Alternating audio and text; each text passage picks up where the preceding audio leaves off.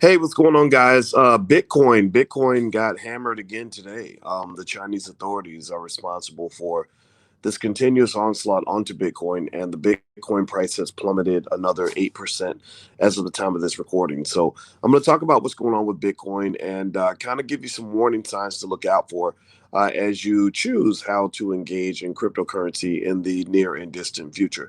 So, buckle up your seatbelt, get comfortable, hit the thumbs up button. We're going to get started on the Black Financial Channel right now.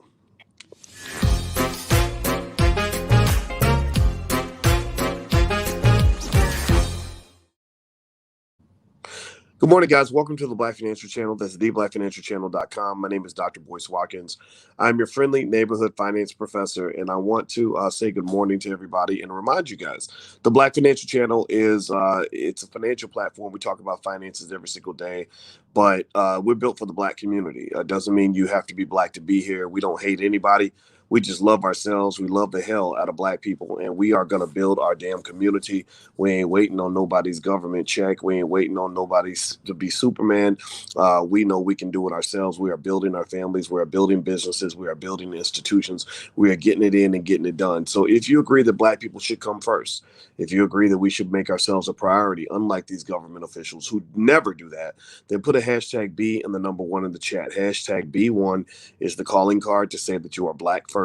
And then after that, you can be Democrat, Republican, gay, straight, tall, short, fat, thin, rich, poor, educated, uneducated, whatever you want to be, feminist, non-feminist. I don't care about any of that, as long as you're B1. Thank you, Erica Smith and Malcolm and Lolita and Lisa Ward and Alea and Erica Smith. Okay, some of y'all, I saw Lisa Ward and a few others are y'all very observant. Kareem Ali, you know that today is my big day. Today's the wedding day.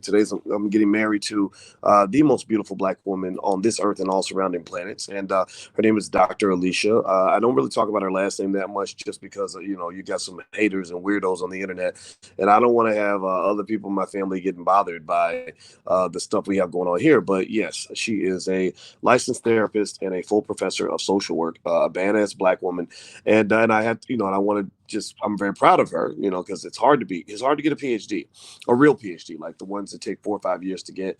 And she got hers at Florida State University, and it's really hard to become a full professor. Only about 1% of all professors become full professors. So she's elite and also and beautiful and extraordinary, and she got those Black woman curves, and she could put her foot in and some fried chicken. So God bless all Black women who are holding it down and killing it for their family. You are goddesses in my mind. I will always respect you. We're going to get married today. You can watch the live stream if you want to at 3 p.m. Central, 4 p.m. Eastern. You can go to the blacklovechannel.com. Now, let me quit talking about that. I'm 3 minutes in. Let's get to Bitcoin. Thank you for your congratulations. All right, so Bitcoin is having some problems. Give me a yes or no if you've noticed Bitcoin's issues recently. Give me a yes or no if you've been following. But Bitcoin is really getting body slammed right now, and I want to talk to you guys about it just because I want you to kind of remember that some of this stuff, everybody talks about buy the dip, buy the dip, buy the dip.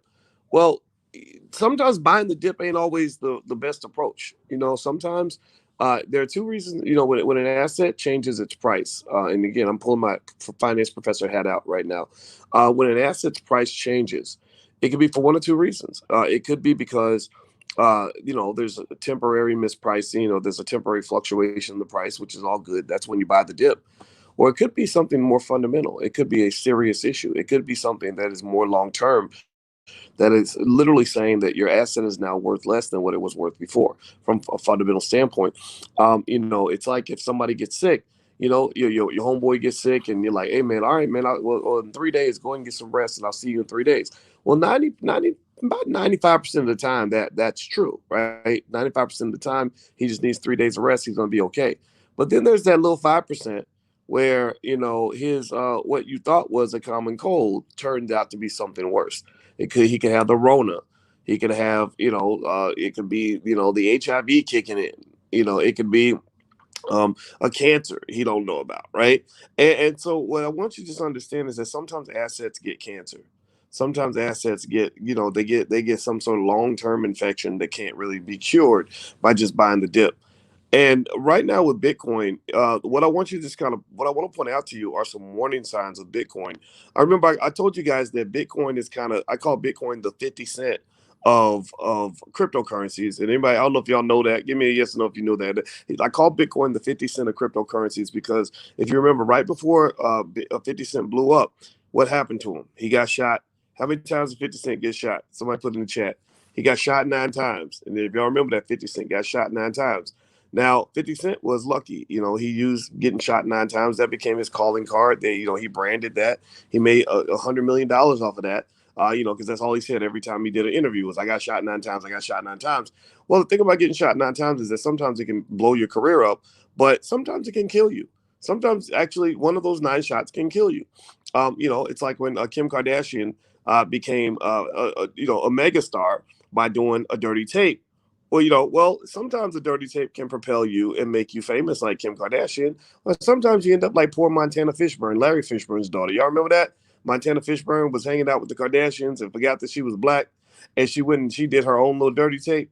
And she didn't become an international superstar. She just became a porn star, which typically is what happens when you're doing that kind of stuff. No disrespect to her, God bless the poor child, but that's how it can turn out. So the same thing is true right now with Bitcoin, right? So with Bitcoin, I promise you, my analogies always come back to the key point. I swear to God they do.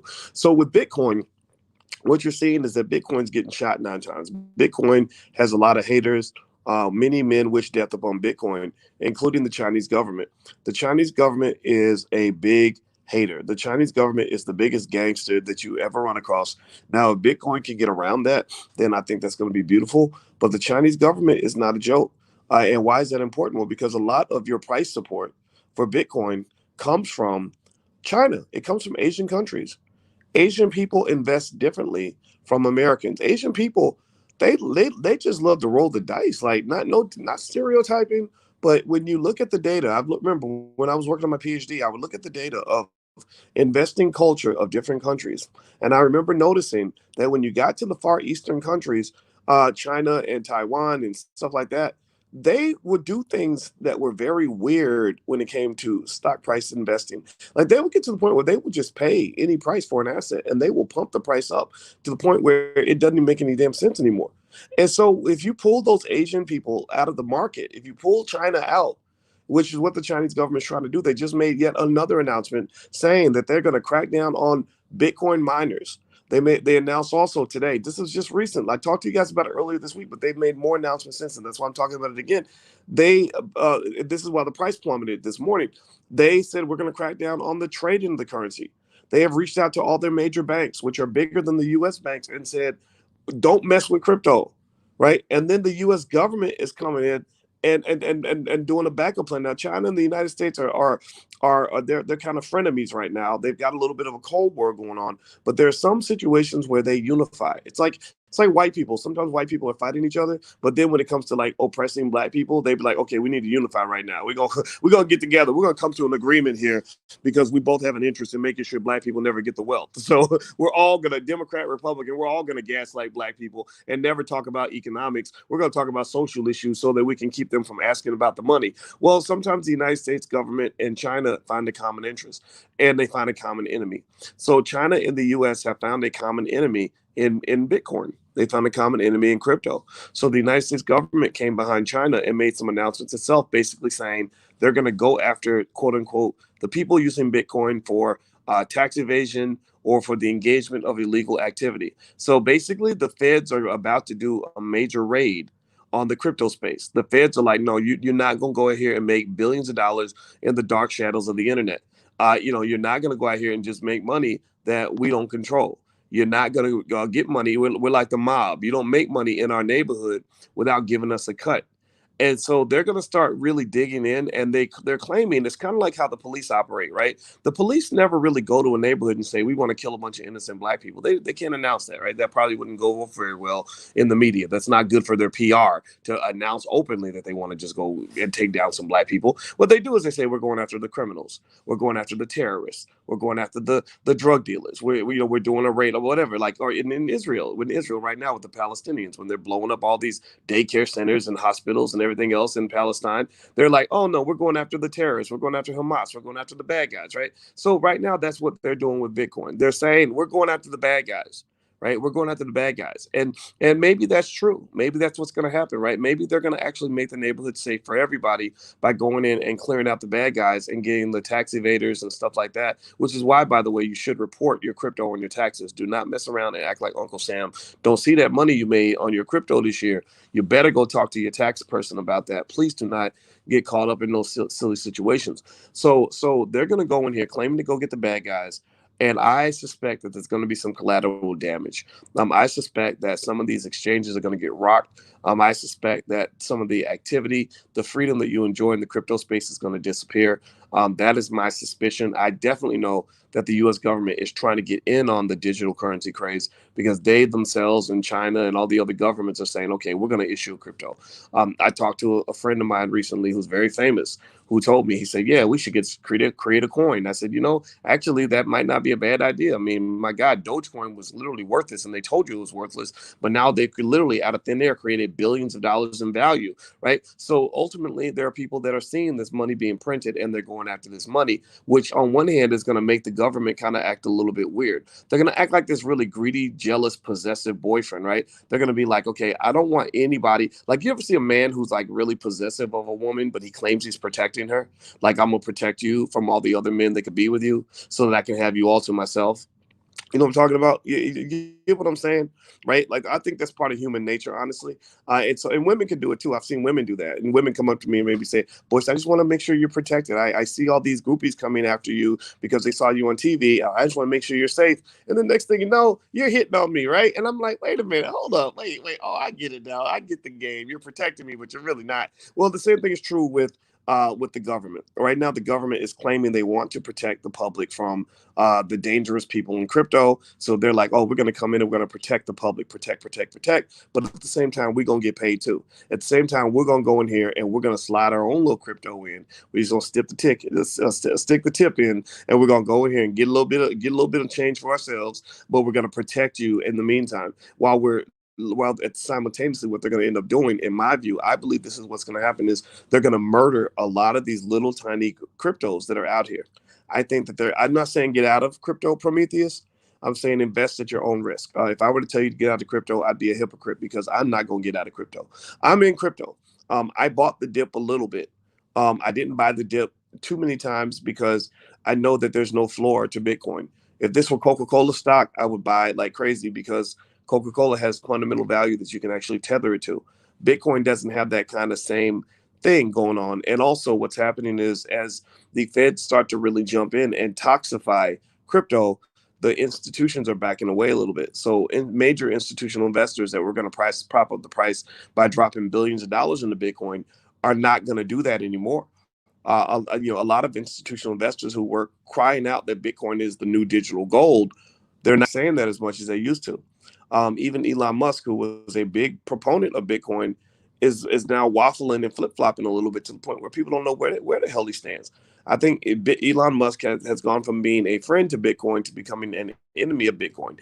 These things matter because when your number one booster now becomes your number one enemy, you've gone from having +5 to having -7. So you got to realize that, right? It's just like in life. Like if you have a friend that helps you and takes care of you and has your back and supports you and gives you money, and then suddenly they become your enemy. So instead of actually helping you, they're actually taking things away from you. They're coming after you. They're sabotaging you. They're attacking you, right? You have a double loss. You didn't just lose what you were getting before. You now have a new problem that you didn't have before, right? So they replaced your best player on the team with the worst player on the team, right? So I hope that makes sense. So with Bitcoin, I think that Musk, along with what's going on in China, which it's ironic to me, the conspiracy theorist in me really wonders if there's a coordination on any level between Elon Musk's dimming on Bitcoin and the fact that the Chinese government simultaneously is making that move. And the reason I'm wondering about this is because Elon Musk actually does a lot of business in China. And it's not easy to do business in China. China's not just this open economy where you can go in there and get money. They're not like the black community where we just let anybody and their mama come in and set up a business and just take all our money, ask no questions. And, you get black people to get mad at other black people because they speak up about it or whatever, right? You let the Asian nail salon come in, you let the little Arab grocery store come in. Like anybody can come in and make money in the black community. Well, China don't operate like that. China operates on a powernomics model, which says that if you come into our hood, you better break us off something. China operates on a model that says to do business with us, you must get the authority or the license or the clearance from the elders in the community.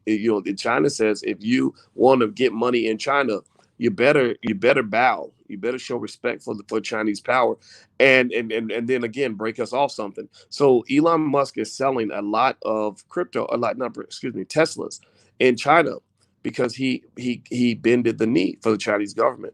That means that they have the right to go in and get access to his technology. They have the right to go in and get access to his finances. That means that he's not going to ever cross them. Elon Musk will get on Twitter and say negative things about the U.S. government authorities all the time. He'll talk crazy about the SEC, but he won't do that in China because China does not play. China will kidnap your ass, and you'll be gone for 6 weeks, and your family won't even know where you are. And then you'll come out and have $100 million fine and be issuing a massive apology on social media. Like, China is not a joke. So the fact that Elon Musk is doing so much business in China and making so much money in China means that he's gotten the clearance of the Chinese authorities. The Chinese authorities do not give that kind of clearance unless you are playing ball and supporting their agenda. Right now, their agenda is to murder Bitcoin.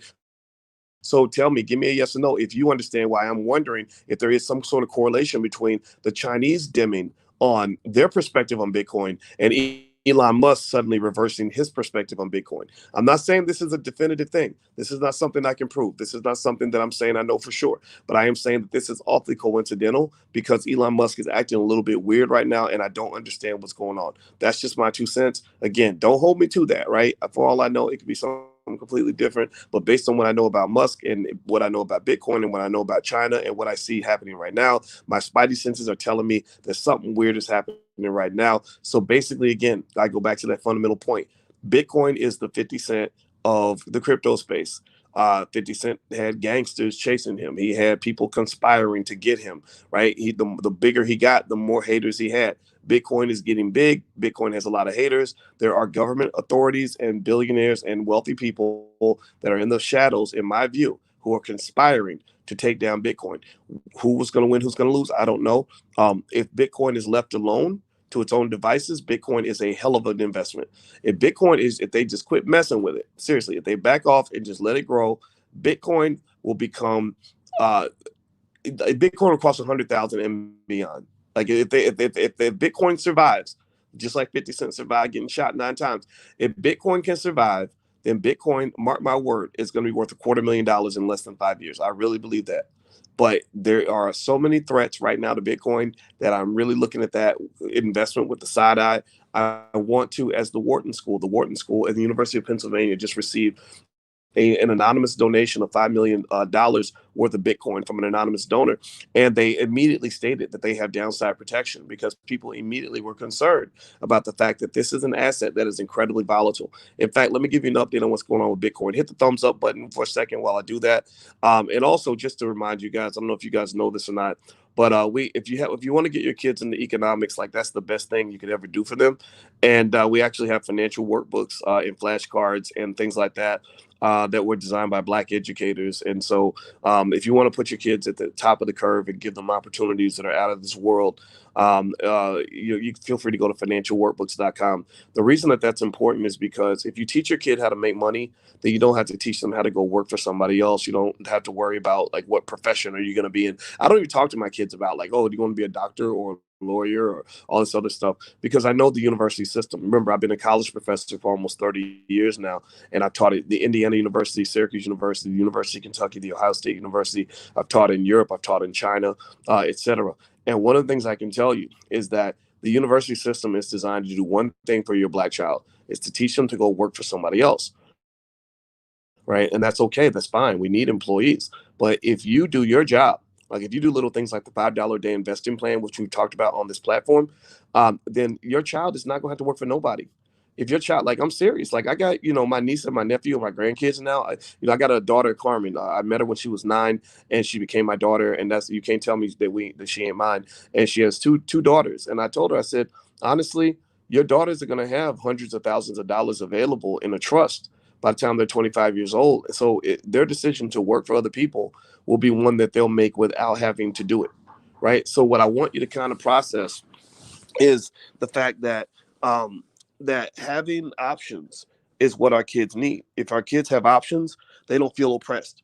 Black people who have options don't tend to feel like, oh my God, I can't move because white people are telling me what to do. They don't get up in the morning and say, man, I would be doing better with my life if the white man would give me more opportunities. Kids that have options, they just live their best life, right? So I want to encourage you to make sure that you position your children to win. Okay, so feel free to go to financialworkbooks.com if you want to take a look at the at the workbook. So give me 1 second. My wedding planner's at the door, I think. So I gotta let her know I'm doing my podcast. Hey, I'm doing my podcast right now. Can I get like a couple minutes? Okay. Oh, is this it? Oh, you're dropping something? Okay, thank you. Thank you. Is that food for me or something? Oh, can you? I'm gonna go in the other room. Can you put it in here for me? Okay. Yeah, yeah. Just set it up. I'm gonna go in the other room. All right. Thanks. Okay. All right. Hold on. 3, 2, 1, and go. All right, that was my wedding planner. See, y'all caught me. Y'all caught me in the middle of getting married. I'm getting married today at 4 o'clock Eastern. So if y'all want to check it out, I'm gonna stream. We decided to stream it on a lot of different platforms. Because I'm married to you guys first. Like, I know some of y'all probably think it's weird that I'm doing my podcast on my wedding day, but I kind of feel like this whole thing that we're trying to do in this generation of elevating our community. I mean, that's a full-time job. That's not even a job. It's a life. It's a lifestyle. It's a choice. It's a culture, right? So I married you long before I married Alicia. I love Alicia, and I think Black love is an important and critical aspect of what it's going to take to build our community. But the reality is that I'm not going to go through something this significant and not invite you all to be a part of this, because this is all a part of the wealth building process, the wealth building journey. And also, it would be kind of hypocritical if I'm talking to you guys about stuff and preaching to you guys about different things, and I'm not living the things that I'm talking about. I've talked to you about loyalty and love to a Black woman, and I see a lot of people that'll, say good things about Black women, but the best way to show loyalty to a Black woman is to commit your life to a Black woman, right? So if I was talking about, yeah, if you're a good man, you'll marry a Black woman, but yet I'm married to Becky, well, that would be kind of hypocritical, right? Or if I say, yeah, we should all commit to Black women and build Black families, but I ain't built a family. I'm not taking care of anybody. I got a string of girlfriends or something, or jump offs, or, whatever, groupies who love me because I'm famous. Well, then that is kind of should make you skeptical. It should make you say, well, wait a minute. If you're saying that we should all commit to ourselves to a Black woman, then why haven't you done that, right? So I think that how you live is important, and so this is why I'm in this conversation. And I know we were talking about Bitcoin before, and I'm going to jump back into that in a second, but that's why I share these things, because I want you to understand that us doing this thing that we're doing right now, which actually we're making Black history, by the way, in case you don't know it, they're going to be talking about us 100 200 years from now. I already know it. um, this requires us to really be clear and diligent about all the aspects of community building that are critical for us to be able to get this thing done, right? So again, I talk about family and relationships not for my health. We talk about these things because wealth and family are connected. Wealth and health are connected. If you don't take care, for example, if you don't take care of your health and think about what you eat, then you're going to die. So it doesn't matter how much wealth you accumulate, and you're going to lose all your wealth because you're going to spend all your money paying doctors to make you better or to give you some stupid shot or whatever, because you didn't take the time to take care of your body, right? Same thing is true, or mental health. Mental health is connected to wealth, because people who are mentally healthier are able to get past their own BS and go accomplish their goals. I don't know if y'all know this, but how many people do you know who can't accomplish a damn thing, who have all the potential in the world, can't do nothing because they get in their own way, or they're just stuck on some BS, or their mindset ain't right, or whatever. Like they just, they want to sit and get high every day, or they're still traumatized from childhood and can't get over that, or easily triggered and can't form healthy relationships with other people and do business with other people. Right? So mental health is connected. Relationships are connected, because I don't know if you know this. I want to make this clear. Most wealth in the world is built by families. It's built by groups. It's built by people that are affiliated with some institution bigger than themselves, right? So it's like gangs. Like everything's about gang. Everything's gang affiliated. I thought about this in life, but Apple, if you think of Apple Computer, that's nothing but a gang. It's a bunch of people who got together and formed what in corporate finance we refer to that as a nexus of relationships. A corporation is a nexus of relationships. All that means is it's a bunch of people who are connected to each other, who have a common purpose and a common goal. And as a result, they are worth over $1 trillion because they formed a gang that allows them to operate based on a specific code of conduct where they are pursuing this joint purpose together in a way that they could not do on their own. Right. So you got other gangs around you. NAFTA is an economic gang. It's where the US and Mexico and Canada got together and said, let's pull together our resources and do free trade so that we can compete with the rest of the world. Family is a gang, right? That's why mafia style people operate in terms of families. In New York, they had the five families, the Genoveses and whatever that guy's name was. They're the famous one, John Gotti and all these other people, right? So what I'm saying to you is you got to figure out who your economic gang is. Who's your gang? Where's your clique? Who's got your back?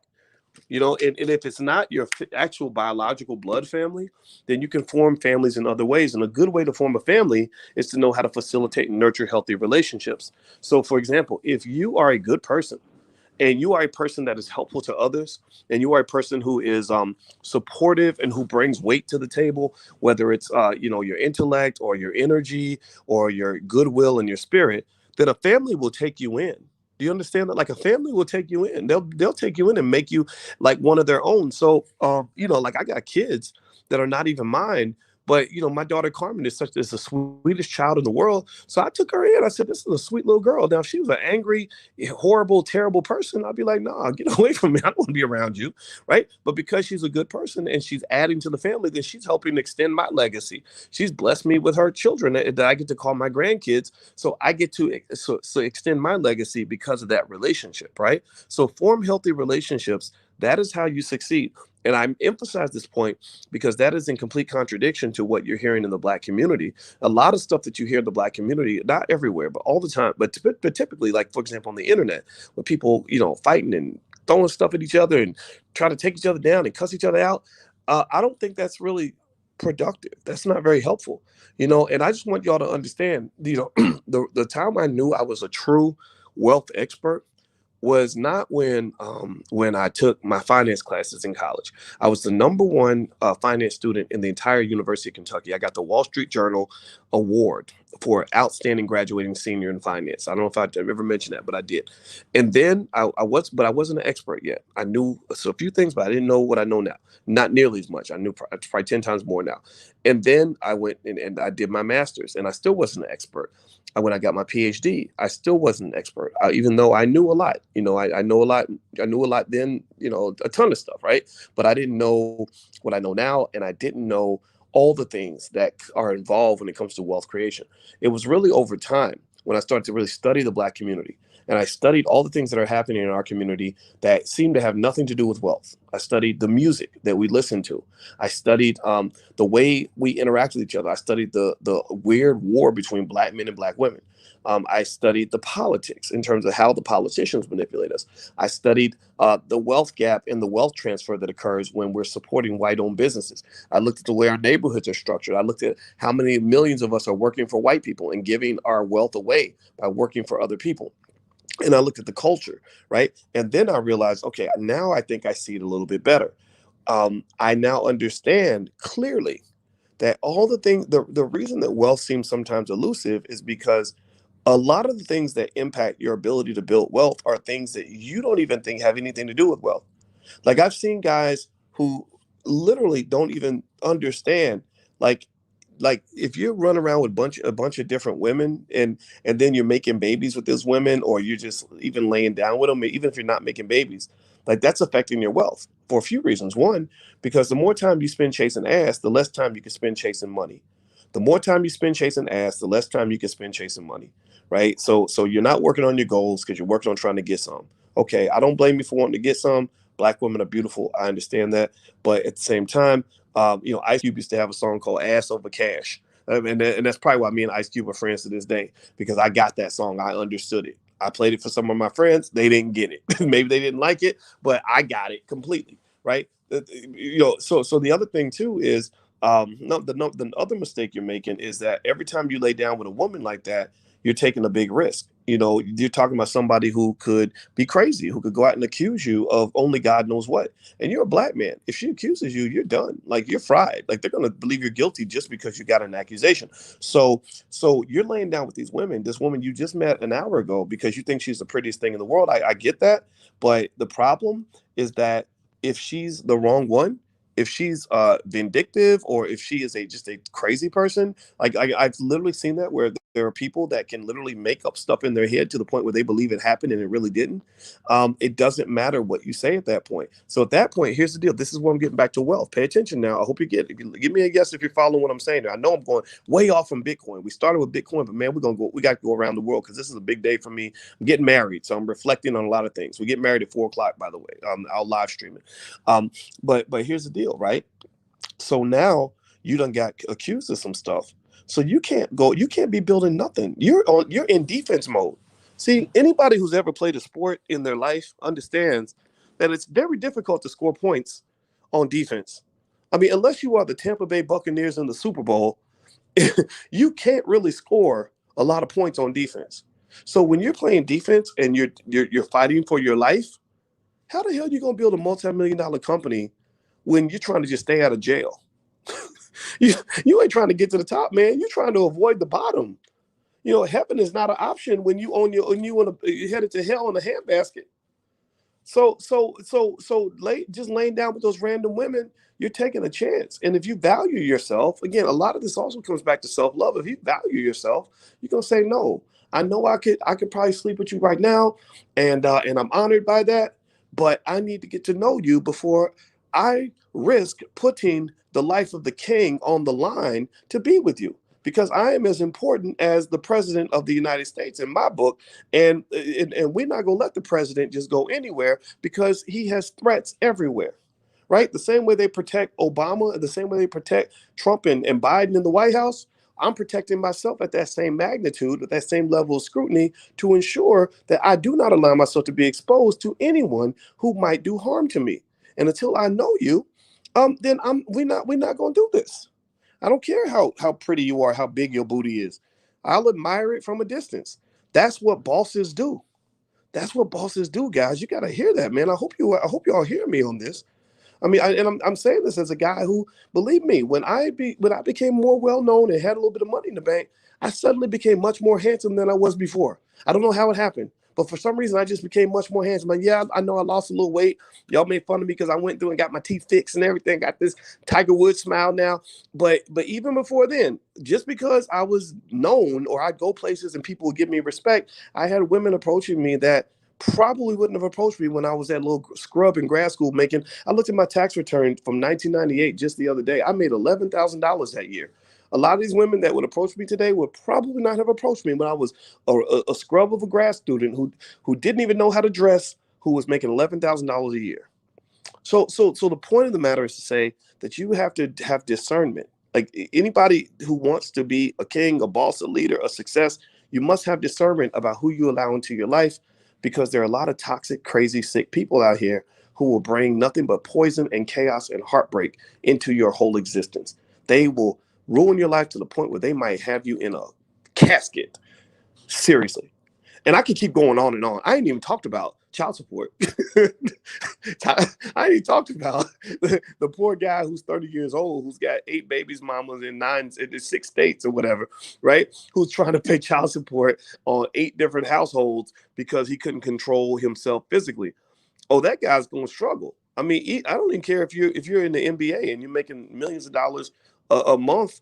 Eventually that money stops. And then number 2, that's why the NBA guys get in so much trouble. Not all of them, but the dumb ones do, because the money stops. But even if the money doesn't stop, when you make more money, all that happens is that your child support goes up.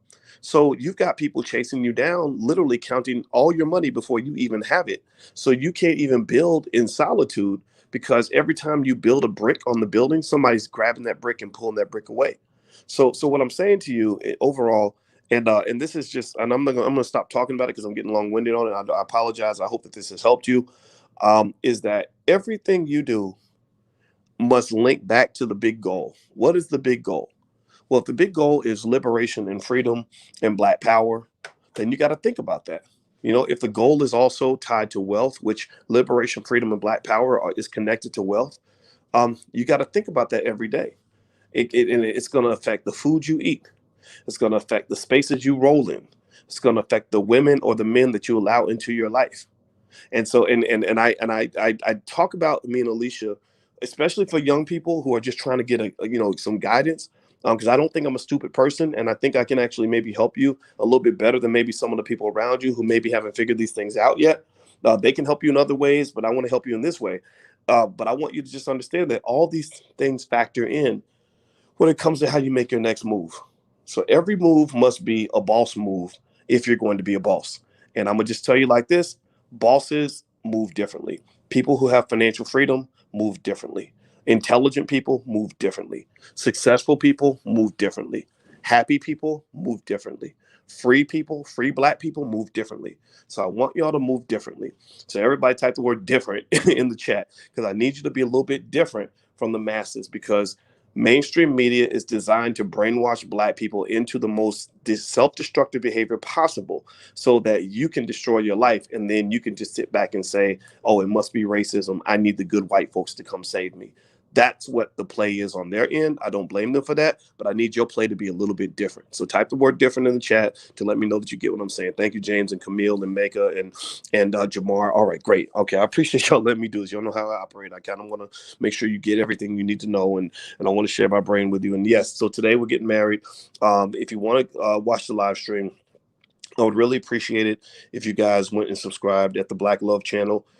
This is something we just kind of put together where we talk about relationship stuff and bring in relationship therapists and stuff like that. So we're going to stream it there at 4 o'clock today, and it's going down. And I got to get out of here because the wedding planner was at the door, so they probably want me to like start getting dressed and all that stuff. But again, I told y'all, I love Alicia so much, but I married my community and I married all of this long before that happened. And so, and I think she understands that, because a good woman understands you, and she understands me, and I appreciate her for that. So shout out to everybody out here. Love you. I appreciate you. Hit the thumbs up button on your way out the door, and I will see you guys soon. Take care. Peace.